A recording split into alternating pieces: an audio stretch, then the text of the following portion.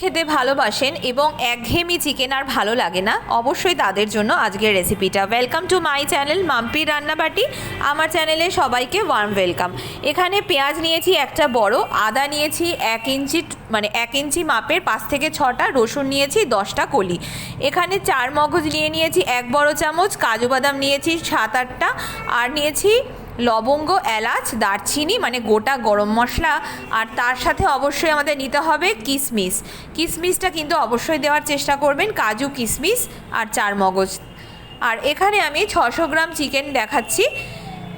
আর 600 গ্রাম চিকেনের মধ্যে প্রথমেই আমি পেঁয়াজ, আদা, রসুন যেটা দেখিয়েছিলাম প্রথমে সেটা দিয়ে দিয়েছি বাটা, আর তার সাথে দিয়ে দিচ্ছি 1 চামচ মতো রেড চিলি পাউডার, এটা কাশ্মীরি না, নর্মাল রেড চিলি পাউডার। আর তার সাথে দিয়ে দিলাম আমি এখানে ঘি আর নুনটা দিতে হবে, ঘিটা অবশ্যই দিতে হবে, তবে কিন্তু খেতে ভালো হবে। এরপরে আমি এখানে দিয়ে দিলাম 3 থেকে 4 বড় চামচ টক দই। টক দইটা কিন্তু আমি হাতে ফেটাইনি, একবারে মিক্সার গ্রাইন্ডারে ফেটিয়ে আমি এখানে দিয়ে দিয়েছি।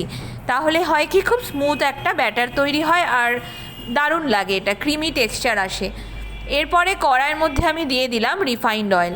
রিফাইন্ড অয়েলটা বেশ খানিকটা দিতে হবে, মানে এটা যেহেতু একটু স্পাইসি রেসিপি তাই অবশ্যই রিফাইন্ড অয়েলটা একটু বেশি দেওয়ার চেষ্টা করবেন, তাহলে কিন্তু খেতে ভালো লাগবে। আর এটা প্রায়শই দেখবেন একবার বানালে আবার খেতে মন চাইবে, এত সুন্দর এটা খেতে লাগে।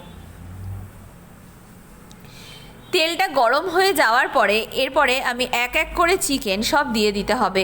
চিকেনগুলো কিন্তু প্রথমে দেবেন, ম্যারিনেট করা চিকেনগুলো প্রথমে মশলা টশলা কিচ্ছু দেওয়ার দরকার নেই, অনলি চিকেনটা আগে আমরা ভালো করে ভেজে নেব, তারপরে শেষ অবধি দেখতে থাকুন। অনেক কিছু টিপস অ্যান্ড ট্রিপস আমি এখানে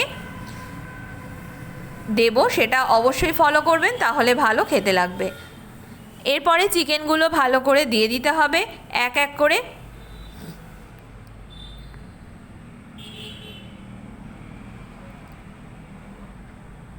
এরপরে খুব সুন্দরভাবে আমি চিকেনগুলোকে দিয়ে দিয়েছি। মশলাগুলো কিন্তু এখন কোনো মতেই দিলে হবে না, এরপরে খুন্তির সাহায্যে যেরকম নাড়াচাড়া করতে হয় ঠিক সেইভাবেই নাড়াচাড়া করে নেব। আর একদম কিন্তু মিডিয়াম টু হাই ফ্লেমে ভাজতে হবে।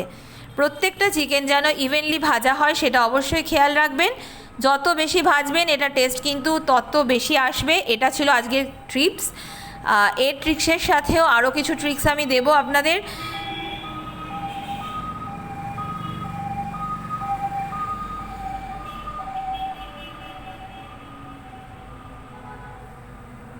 চিকেনটা কিন্তু একদম ব্রাউন হয়ে যাবে, মানে বেশ সুন্দর একটা সোনালি রং যখন নেবে তখনই কিন্তু আমরা অন্যান্য ইনগ্রেডিয়েন্টস দেবো, তাছাড়া এখন শুধু আমাদেরকে ভাজতে হবে এপিট ওপিট। যাদের কাছে চিকেন একদমই ভালো লাগে না, মানে চিকেনটা একঘেয়েমি হয় বলে খেতে ইচ্ছা করে না, অবশ্যই তারা একবার এইভাবে ট্রাই করুন, দেখবেন বিরিয়ানির সাথে অথবা আপনারা নান, কুলচা, পরোটা, রুটি, ভাত সব কিছুর সাথে এটা কিন্তু খেতে পারবেন, এত সুন্দর কিন্তু এর টেস্টটা হয়। আর অবশ্যই বলে দিই যে গোটা গরম মশলাটা কিন্তু দেওয়া অবশ্যই দিতে হবে, কারণ গোটা গরম মশলার জন্যই এত সুন্দর কিন্তু একটা টেস্ট আসবে। দারচিনি আপনারা একটা দিতে পারেন, কিন্তু লবঙ্গ 4 থেকে 5টা আর এলাচ 3 থেকে 4টে দেবেন। আর তেজপাতা কিন্তু দিতে ভুলবেন না, কারণ আমি সবসময় এর আগেও আমি বলেছি যে তেজপাতা দিলে টেস্ট একটা খুব ভালো আসে, তবে আমি এখানে গোটা তেজপাতা ইউজ করিনি, তেজপাতা একবারে বেটে দিয়ে দিয়েছি। এরপরে যে অবশিষ্ট ম্যারিনেট করা মশলাটা ছিল সেটা আমি দিয়ে দিলাম, কারণ আমার চিকেনটা আমি বলেছিলাম যে মোটামুটি ভালো ভাজা হয়ে যাবে তারপরেই দেব, তো সেটা আমি দিয়ে দিলাম। আর আমি কিন্তু আজকে তেল দিয়ে ম্যারিনেট করিনি, এখানে আমি ঘি দিয়ে ম্যারিনেট করেছিলাম, তার জন্য কিন্তু খেতে এটা জাস্ট অসাধারণ হয়েছে। অবশ্যই এইভাবে একবার ট্রাই করুন।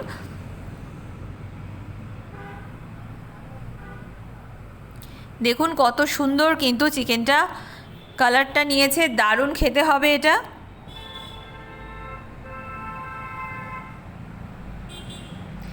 এরপরে আমি কি করব, একটু ঢাকা দিয়ে এটাকে রেখে দেব 10 মিনিট মতো, তাহলে কি হবে, চিকেনটা একদম নরম হয়ে যাবে, জুসি হবে আর খেতেও ভালো লাগবে।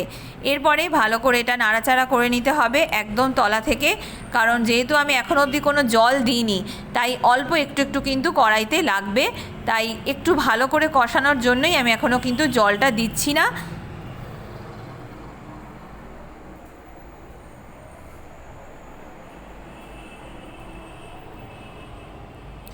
দেখুন চিকেনগুলো কিন্তু খুব সুন্দর ভাজা হয়ে গেছে। আর এটা কিন্তু আমি বলে দিতে পারি যে এটা একদম সফট হবে খেতে, তার একটাই কারণ চিকেনগুলো অসাধারণভাবে ভেতরে কিন্তু মশলাগুলো ঢুকে গেছে আর খুব সুন্দর সেদ্ধ হয়েছে। দেখুন দেখুন ভালো করে খুন্তি দিয়ে প্রত্যেকটা চিকেন যখনই কোনা দিয়ে দেখছি, দেখুন কত সুন্দর সেদ্ধ হয়ে গেছে, একদম নরম হবে খেতে এটা, আর খেতে দারুণ লাগবে।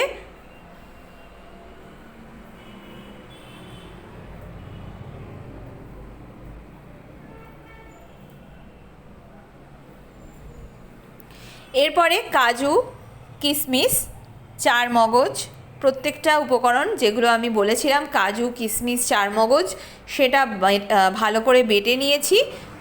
বেটে নিয়ে তারপরে এটা আমি দিয়ে দিলাম। এটা কিন্তু প্রথমে পাউডার ফর্ম করে নেবেন, মানে ভালো করে জল ছাড়া ঘুরিয়ে নেবেন এক দুবার, যারা মিক্সারে করেন তাদের কথা বলছি।